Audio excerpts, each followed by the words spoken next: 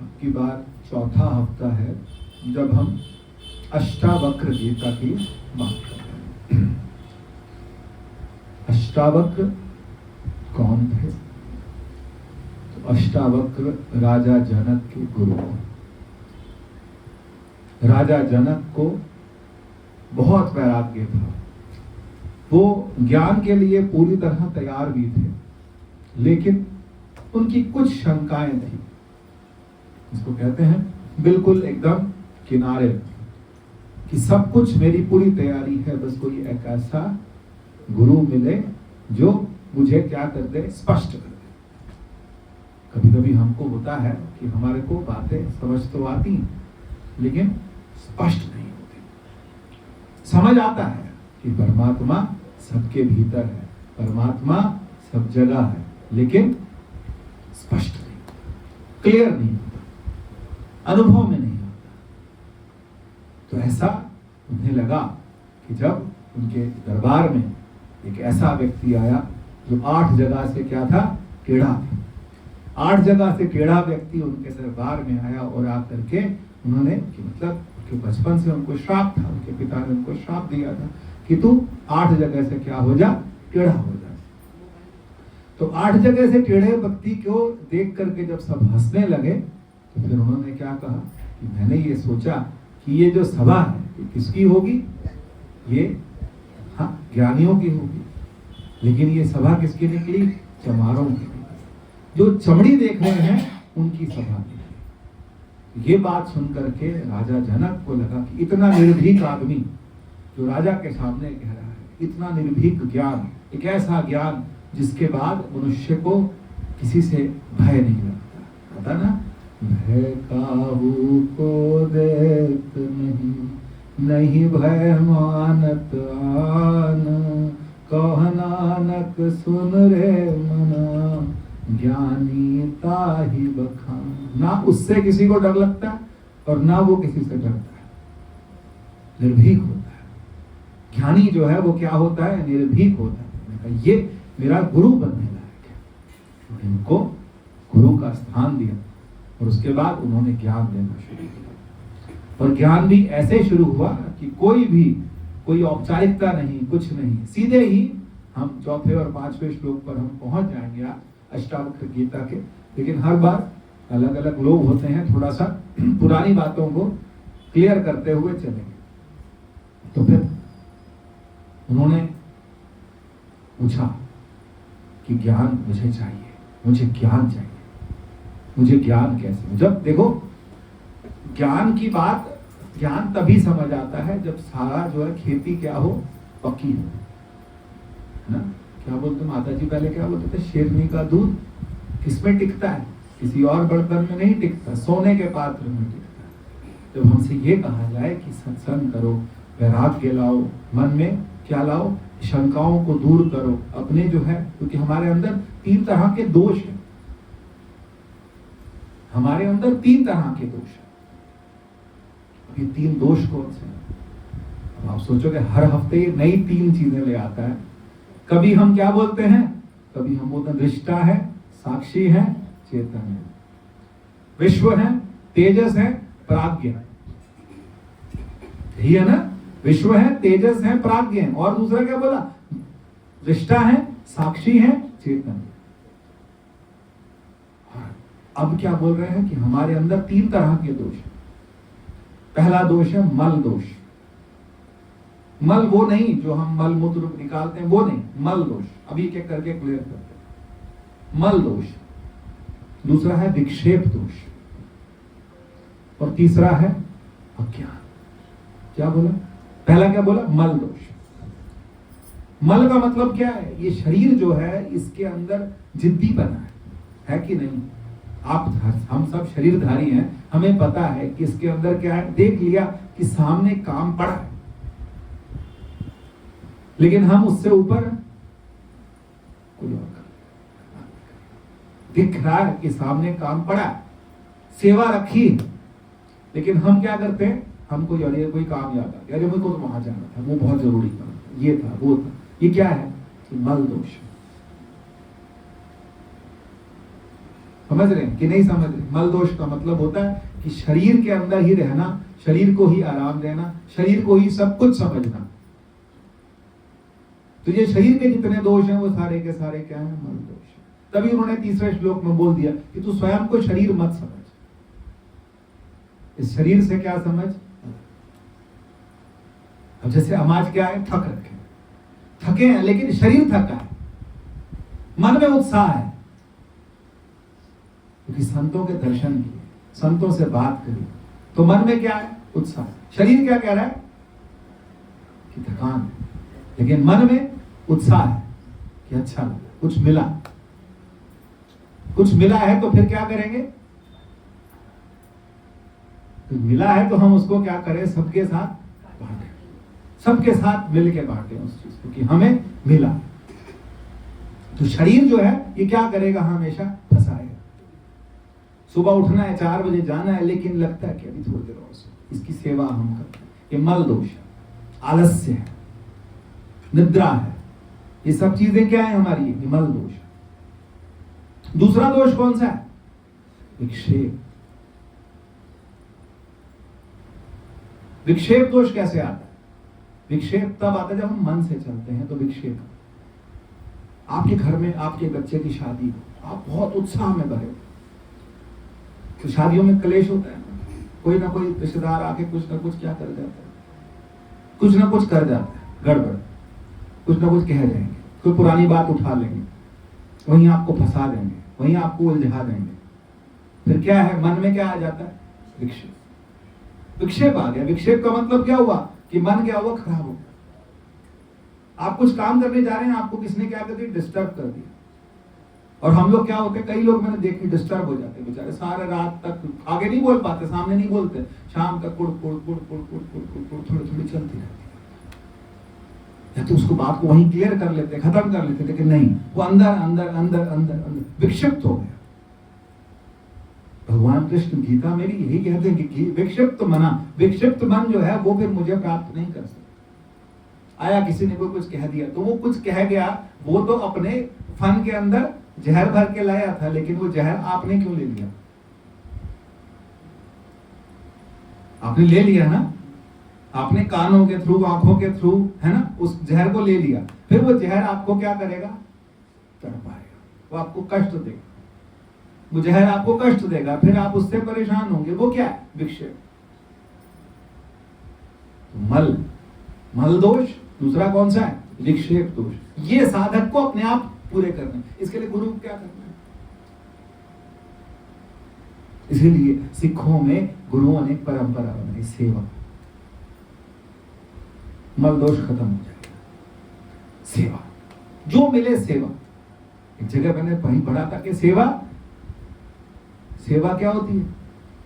ढूंढी जाती है, सेवा ढूंढी जाती है। सेवा ढूंढनी पड़ती है कि मैं ये कर लूं, ये कर लूं, ऐसे कर लूं, ऐसे कर लूं, वैसे कर लूं। ये क्या है? ये ढूंढनी पड़ती है, पूछी नहीं जाती। होता है ना, किसी घर शादी है, प्रोग्राम है, तो क्या जाके पूछ आए कि काम पूछ आए, तो काम पूछना तो मतलब फॉर्मेलिटी करने आए। जैसे यहाँ उत्सव है, ये उत्सव है, इसको हम मतलब ज्यादा उसमें नहीं चले कि इसमें कि ज्यादा कुछ ये होना है, ऐसा होना है, वैसा होना है। उत्सव है, तो उत्सव के अंदर क्या होता है कि घर के अंदर 50 काम होते हैं, फिर वो कहना थोड़ा ना पड़ेगा, तुमने बताया ही नहीं काम।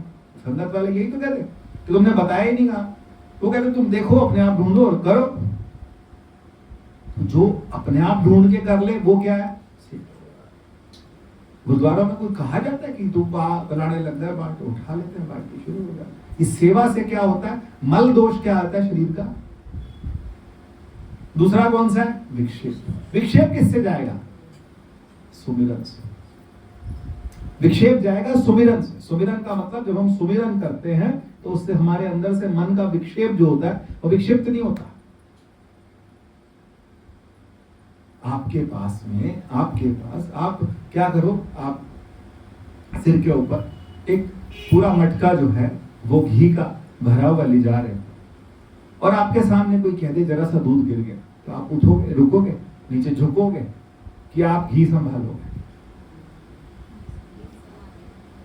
जिसको पता लग गया कि मेरे को इन चीजों से अब कुछ फर्क नहीं पड़ता, कोई ना कोई कुछ ना कुछ कहेगा,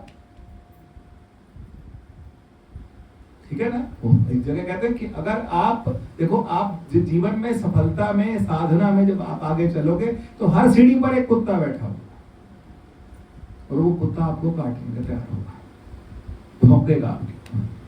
लेकिन आपने हर कुत्ते को अगर लड़ाई करोगे तो फिर आप सीढ़ी नहीं चढ़, चुपचाप शांति से। आई थी ना, कौन आई थी? अब हनुमान जी जब लंका के लिए जा रहे थे, रास्ते में कौन आया? सुरसा नाम। सुरसा किस लिए आई थी?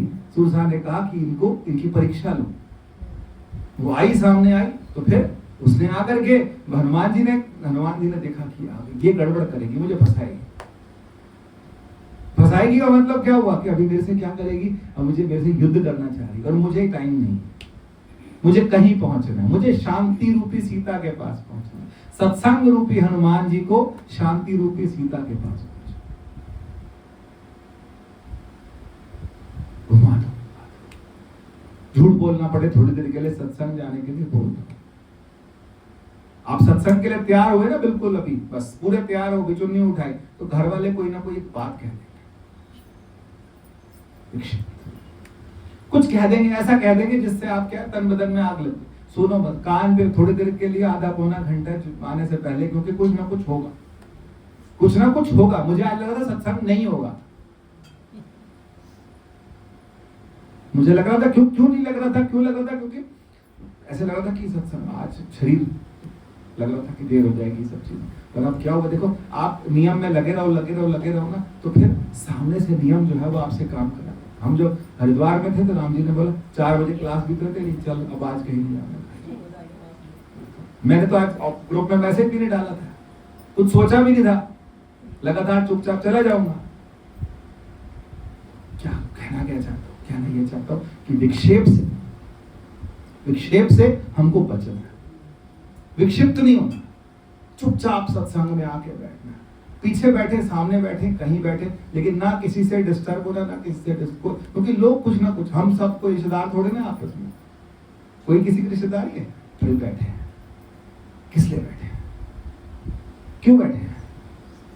सत्संग के लिए बैठे, अपने कल्याण के लिए बैठे, अपने कल्याण के लिए बैठे। तो अपने कल्याण के लिए अपना रास्ता रोज की, आज मेरे को ये चीज स्पष्ट हो जाए, मेरे जीवन में मुझे ये क्या हो जाए, स्पष्ट हो जाए, परमात्मा स्पष्ट हो जाए। ये वेदांत जो है, जो हमारे को ये जो रास्ता दिखाया गया, ये मुझे क्या हो जाए, स्पष्ट हो जाए। तो पहली चीज क्या थी? मल दोष। दूसरा क्या है? विक्षेप। ये दो जब खत्म होने लगते हैं, फिर तीसरा दोष खत्म करने के लिए कौन आते हैं? गुरु। अज्ञान। अज्ञान तिमिर अंधर ज्ञान अंजन चला, यही गाते हैं ना सुबह सुबह रोज। तो ज्ञान अंजन, यही तो बोलते हैं ना, ज्ञान अंजन गुरु दिया, अज्ञान अंधेर विनाश, हर कृपा ते संत भेटिया, नानक मन प्रकाश। पहले हमारी तैयारी तो होए, पहले अपना कल्याण तो सोचे। तो जनक राजा ने पूरी तैयारी कर रखी थी, राजा जनक ने पूरी तैयारी कर रखी थी, कोई मल दोष नहीं था, कोई विक्षेप दोष नहीं था, ज्ञान भी था, बस पूरा ज्ञान था, लेकिन थोड़ा सा अज्ञान रह रहा था। वो थोड़ा सा जो अज्ञान था, वो किसने हटाना था? वो गुरु ने हटाना था। तो गुरु इसीलिए है कि वो उस अज्ञान को क्या कर दें, उस अज्ञान को जब हटा दें गुरु, तो गुरु इसीलिए,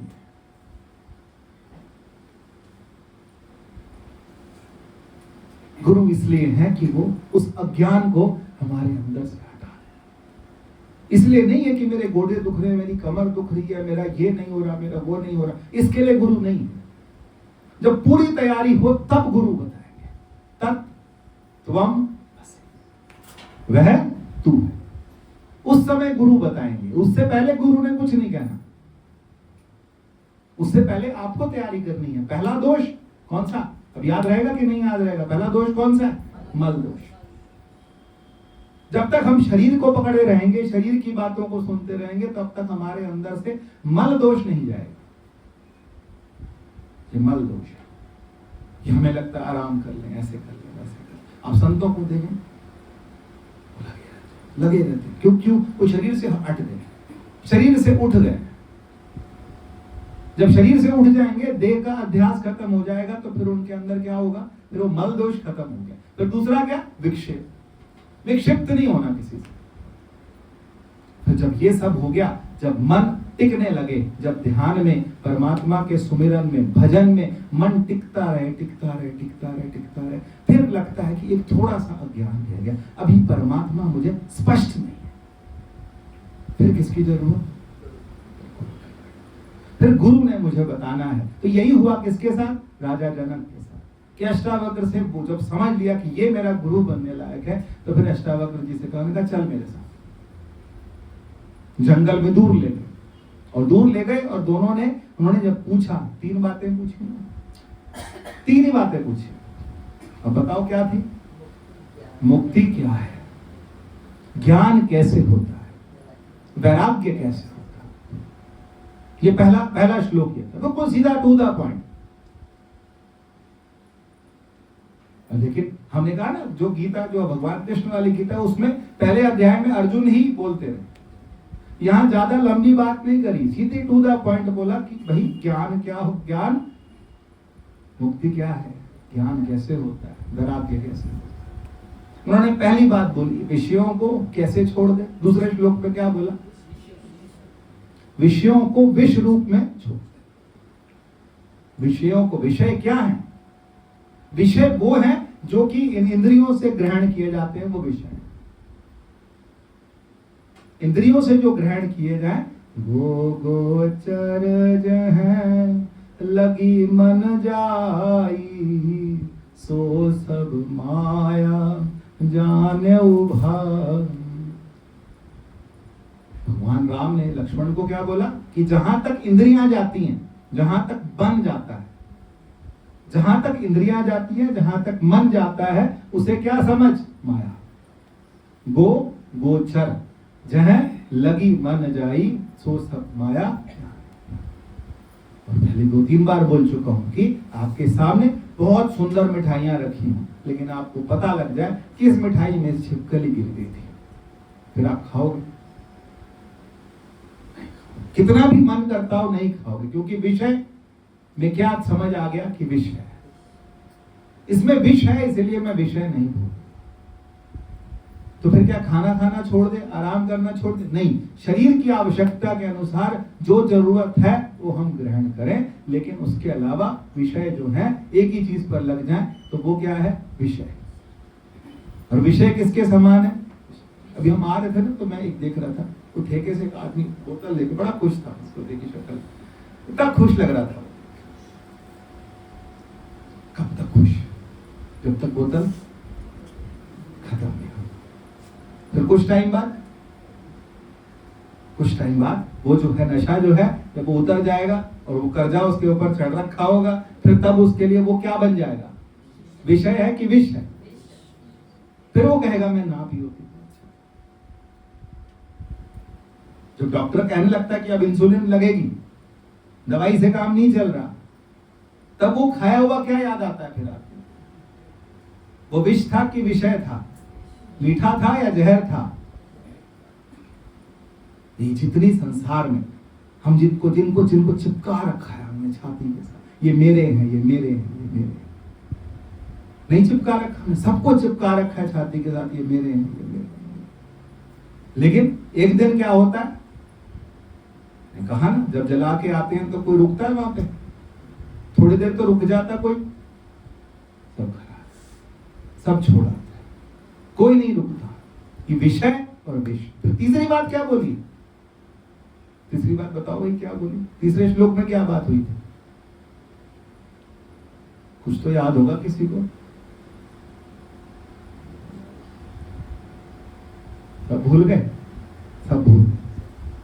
तीसरे श्लोक में बोला कि ये ख्याल मन से निकाल दे कि मैं शरीर हूं। ये ख्याल मन से निकाल दे कि मैं शरीर हूं। ना तो ब्राह्मण है, ना तो क्षत्रिय है, ना वैश्य है, ना शूद्र है, तो क्या है? शरीर नहीं है। अब ये साधना यहीं से शुरू हो जाती है कि पहले तो जीवन में यही कर लें, 1 साल का टाइम ले लें कि मेरे को यही साधना करनी कि मैं शरीर से मैं अलग हूं। कहते हैं शरीर से स्वयं को अलग जानो। ये कैसे होगा कि मैं शरीर से अलग जानूं? तो फिर शरीर जो है अलग कैसे जाने? तो उसके लिए प्रक्रिया बताइए। प्रक्रिया क्या है? प्रक्रिया ये है कि इसको देखिए। भगवान कृष्ण ने यही तो कहा कि जन्म मृत्यु जरा व्याधि दुख दोषानुदर्शनम, इनको देखो, जन्म को देखो, जन्म को देखो कि जन्म कैसे होता है किसी, इसको ध्यान से देखो कि जन्म कैसे हुआ, ये कहां था। मान लो किसी का जन्म 1950 में हुआ था, तो 1949 में वो कहां था। मान लो किसी बच्चे का जन्म 2020 में हुआ, तो सोचिए कि 2019 में वो कहां था, वो कहां था, व्यक्त था कि अव्यक्त था? बोलो ना, व्यक्त था। और जो चले गए, मृत्यु, ढूंढ के लाओ, पकड़ के लाओ, कहां है कोई पकड़ है, वहां तक किसी की पहुंच है? जन्म मृत्यु जरा बुढ़ापा व्याधि बीमारी, किसी को लग जाती है बीमारी, जीवन भर से ये बीमारी मेरे साथ छोड़ नहीं रही। दुख, जीवन में कहीं कोई दुख ऐसा होता है जो इंसान को अंदर अंदर अंदर पकड़ के रखता है। वो क्या है? जन्म मृत्यु जरा व्याधि दुख दोष काम क्रोध लोभ मोह। किसी को क्रोध में देखिए, क्या है? भगवान कहते हैं कि इनको बहुत ध्यान से देखो। जब इनको ध्यान से देखोगे, और ये पांचों के पांचों छह के किसके हैं? शरीर के हैं। महात्मा बुद्ध ने यही तो देखा, और यही देख के तो घबराए। बच्चा जब था, कहते ये कौन है? ये बूढ़ा आदमी। ये कौन है? इसको कोढ़ हो रखा है, इसके शरीर को रोग लग गया। 4 आदमी एक आदमी को उठा के ले जा रहे, कहते ये कौन है? इसकी मृत्यु, कहते मेरी भी होगी। बच्चे को मन में लग गई कि मेरी भी होगी। हाँ, तो इसका मतलब मैं कुछ और हूं। फिर मैं शरीर नहीं, मैं शरीर में हूं पर मैं शरीर नहीं। यही तो समझना है कि मैं शरीर में हूं पर मैं शरीर नहीं। मैं शरीर के अलावा भी कुछ हूं, मैं शरीर से अलग भी कुछ हूं। जब ये समझ आने लगे, जब ये स्पष्ट होने लगे, तो फिर तब गुरु के पास जाए, फिर गुरु से ज्ञान मांगे, क्योंकि पहले शरीर तंग करेगा। वो समझ आ रही बात कि नहीं आ रही है? मैं कुछ अलग तो नहीं बोल रहा, ऐसा कुछ डिफिकल्ट लग रहा है तो बोलो। तो पहली बात क्या थी कि उन्होंने, तीसरी बात क्या बोली उन्होंने? शरीर नहीं, मैं शरीर नहीं, शरीर में हूं। शरीर की बुराई भी बहुत है और शरीर की अच्छाई भी बहुत है। शरीर में बुराई भी बहुत है और इसमें अच्छाई भी बहुत है। अच्छाई क्या? साधन धाम मोक्ष कर द्वारा। यही तो है ना कि साधन धाम मोक्ष कर द्वार। किसी देवता को ये साधन नहीं मिलता, देवताओं को नहीं मिलता, पशुओं को नहीं मिलता। आप गाय को बोलो ध्यान लगा, नहीं लगा सकती। भैंस को बोल भजन कर, नहीं कर सकती। कुत्ते बिल्ली को बोले, लोग ले जाते हैं मंदिरों में, लोग जानवरों को भी ले आते हैं मंदिरों में, लेकिन वो ध्यान नहीं कर सकते, वो सुमिरन नहीं कर सकते, वो भजन नहीं कर सकते। भजन सुमिरन ध्यान कौन कर सकता? ये समझ किसको है? मनुष्य को। फिर 3 चीजें बता दो, फिर 3 चीजें दुर्लभ है। शास्त्र कहता है 3 चीजें दुर्लभ है: मनुष्यत्वम, मुमुक्षुत्वम, महापुरुष संशय। क्या मुश्किल है, क्या दुर्लभ है इस संसार में कि मैं मनुष्य हूं? ये मुश्किल है, जल्दी से ये मनुष्य का जन्म नहीं मिलता। दूसरा, मुमुक्षा। मुमुक्षा का मतलब समझते हैं? मोक्ष की इच्छा, मुक्ति की इच्छा। मुक्ति तब लगेगी जब बंधन लगेगा, जब बंधन नहीं लग रहा तो मुक्ति किस बात की? हमें संसार बंधन लगता है कि नहीं लगता?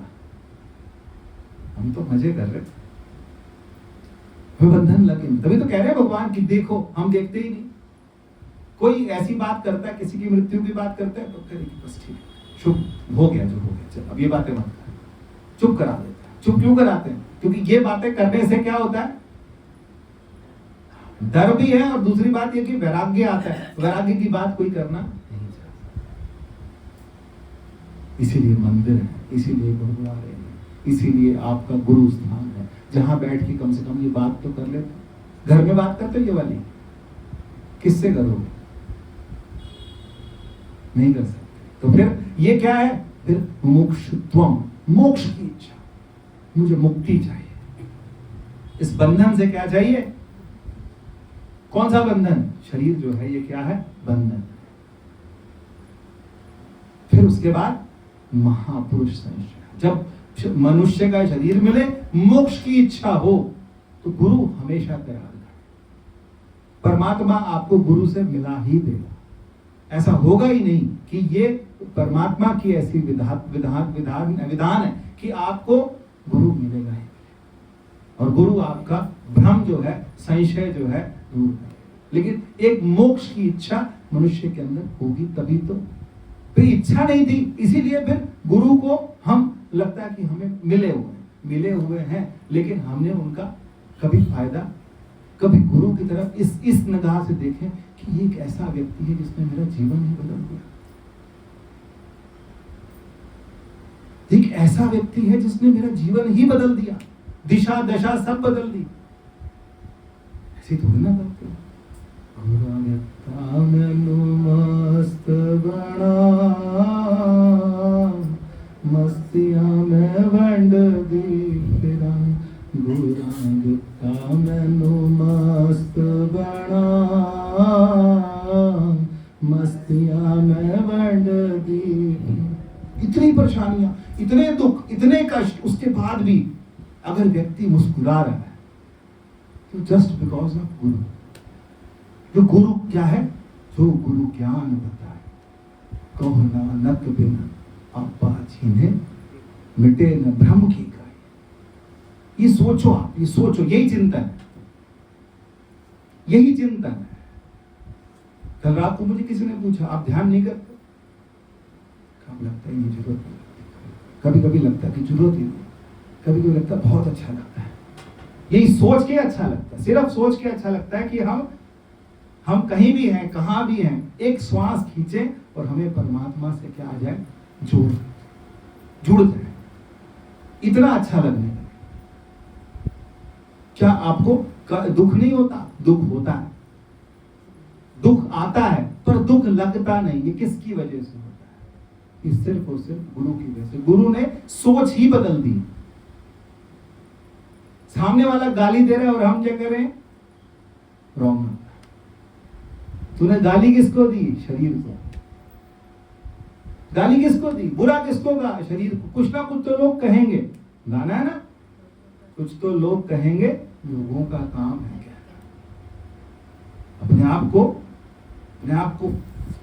क्या करिए? अपने आप को पक्का बनाइए, विक्षिप्त मत होइए। कोई कुछ भी कहे, कैसा भी कहे, कुछ भी कहे, हम क्या नहीं होंगे? हम विक्षिप्त नहीं होंगे। हम जिस रास्ते पे चल पड़े हैं, हमारे को ये पता है। ये जो माता जी ने हमें सिद्धांत दिया, सिद्धांत किस चीज का? सिद्धांत वेदांत का सिद्धांत। इतना पक्का हमारे जीवन में कर दें कि हमको लगे ही ना। जागे बुद्धि, सोवे बुद्धि, मोको लगे निरंजन। मुझे कुछ भी नहीं होता। शरीर सोया, मन सोया, बुद्धि सोई, चेतना नहीं सोई। चेतना हमेशा जाग रही है। खुद को ऐसे समझिए कि मैं चेतना। कुछ ना कुछ तो कोई ना कोई कहता रहेगा कि नहीं कहता रहेगा। ये आपको खुद प्रैक्टिस करनी है। बहुत बाद में, जब मतलब ना 12वीं पास करके फिर प्रैक्टिकल होते हैं, तो ये प्रैक्टिकल गुरु तब कराएंगे जब हमारे को इन चीजों से हम धीरे धीरे क्या होने लगे। तो राजा जनक को क्या बोला कि तू ये समझ, किसमें? तू शरीर नहीं है। शरीर के धर्म तेरे नहीं है। तू शरीर में रह रहा है, लेकिन तू शरीर से अपने आप को क्या जान, अलग जान। अपने आप को फिर चौथे श्लोक में बोलते हैं अपने आप को साक्षी भाव में स्थिर कर। साक्षी का मतलब क्या है? बोलो भाई, साक्षी का मतलब क्या है? देखना। किसको देखना? अपनी चेतना को देखना। चेतना को हम देख नहीं सकते, चेतना से देखते हैं।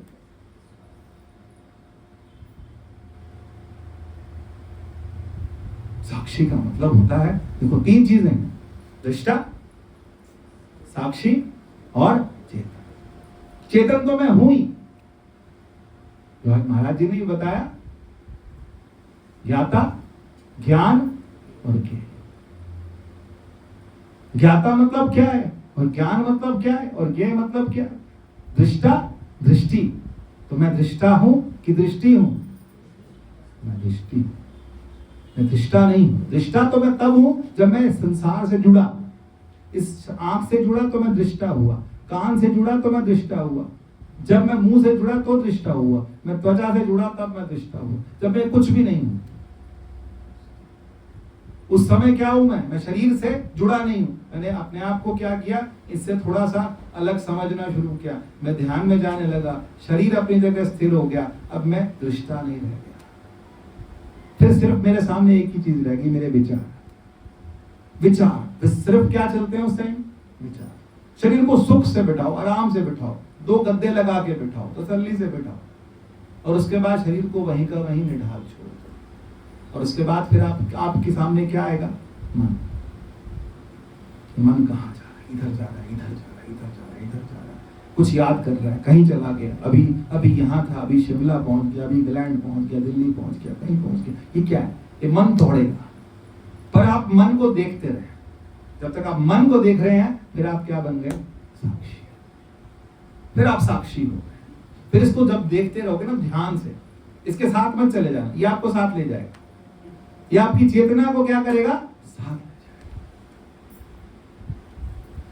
फिर आप वहीं सब पूरे के पूरे क्या हो जाएंगे? जैसे बारिश आ रही है, ठीक है, बहुत बुरा हाल है, बाजार में बहुत ज्यादा मन खराब, बहुत ज्यादा भीड़ है, बात सब कुछ, मेरा मन खराब, मुझे मसूरी जाना है, घूमने जाना है। वो लोग कह रहे हैं नहीं जाना, लैंडस्लाइड हो रही, मेरा तो घूमने जाने का मन। जिद पकड़ ली, पहले मन में आया, फिर मन ने पकड़ लिया, फिर उसको लगा कि मन को पक्का कर लिया, फिर मन के साथ मुझे मसूरी जाना है, वहां मैगी खानी। आजकल बच्चे कहते हैं मुझे मसूरी जाना है, वहां मैगी घर खा ले, वही जाना। तो वहां जाना है, तो मतलब इसका मतलब मन क्या हो गया? मन ने फिर अपने चेतना को साथ में जोड़ लिया। फिर रास्ते में धक्के खाते हुए 2.5-3 घंटे के अंदर वहां पहुंचे, अब मैगी खाई और फिर वापस आ गए। किसने घुमाया?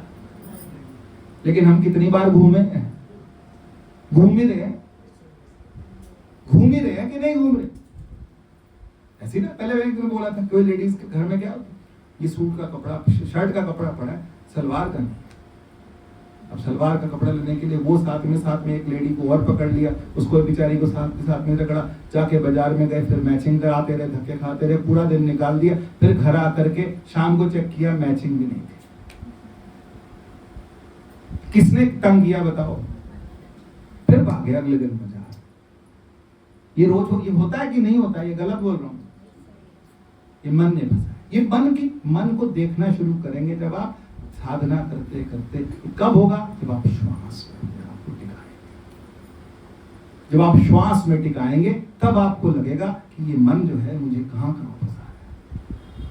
और जब मन दिखने लगे उस समय आप किसमें हैं? साक्षी। और जब आप साक्षी हो जाए ना, जब साक्षी होने लगे, फिर आपको लगेगा आप इसको भी क्या देखना, मैं अपनी चेतना, मैं चेतन स्वरूप, जो सब में है वो मुझ में, जो सर्वत्र है, ईशावास्य मिदम सर्वम, यो माम पश्यति सर्वत्र च मयि पश्यति। जो मुझे सब जगह देख रहा है, वो मेरे को सब जगह प्राप्त कर रहा है, और सब जगह उसको क्या लग रहा है? आनंद आ रहा है।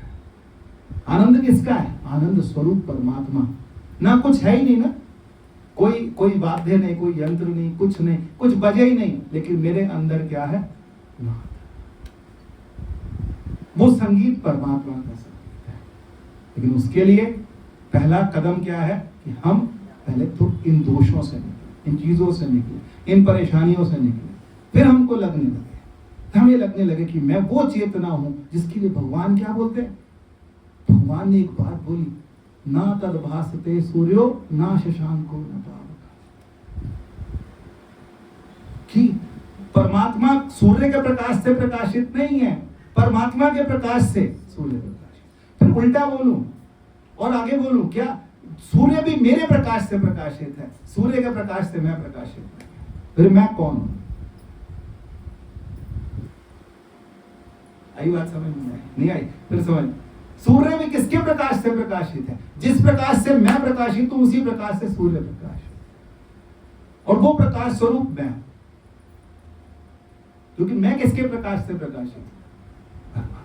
सूर्य किसके प्रकाश से प्रकाशित है? चंद्रमा किसके प्रकाश है? ना तद भासते सूर्यो ना शशांको न